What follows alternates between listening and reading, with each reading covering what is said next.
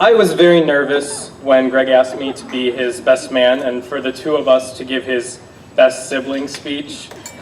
Speaking to some friends and colleagues who have already been granted this honor, we were informed that it requires a little creativity, a little patience, some hard work, and some ingenuity. Remarkably, Greg asked us to do these jobs even though neither of us possessed any one of these traits. I did tell Dan that I would help him the best that I could. However, seeing as I've never been a best man before, we decided to have a little look online where we found the following checklist of responsibilities.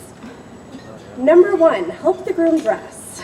Luckily, I let Dan and the other dashing groomsmen take care of this one. Number 2, make sure the groom uses the men's room before the ceremony. Now I wish I had been assigned the first task. Number 3, ensure the groom's face and hair are in order. Well, God didn't do it right the first time around, so neither of us had any hope with that. Number 4, make sure his fly is zipped. At this point, we thought about asking our mother to take over. And finally, Number 5, give a speech to the bride and groom. Now, we were kind of hoping that this meant just to the bride and groom. You know, often a little room somewhere over a nice bottle of Pinot.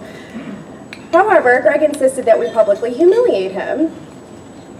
No, you did. That's okay. I know you'll all be getting hungry, so we'll just skip to the mushy stuff. as our brother, Greg has always been there to support us. Even when we were young, I knew Greg always had my back. When we were on a Disney cruise as kids, a boy in the daycare area started to beat me up with a toy hammer. That's not funny. Being the protective big brother that he is, Greg stepped in, pulled the hammer from the kid's hand, and proceeded to beat the snot out of him. This is one of my earliest memories of my big brother. I knew then that I could always look to him when I needed help.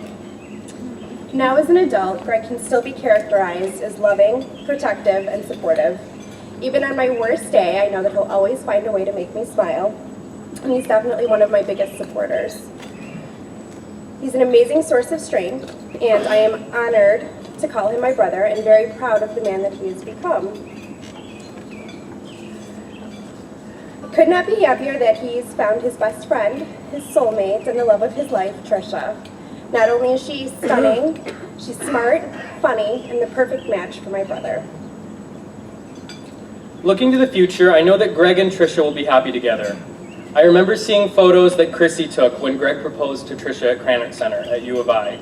I have never seen Greg look so happy. We have Trisha to thank for that.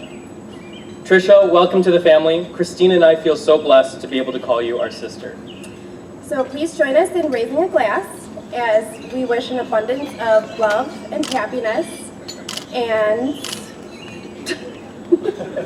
the best of luck as they begin their futures together. So Greg and Trisha. Here, here.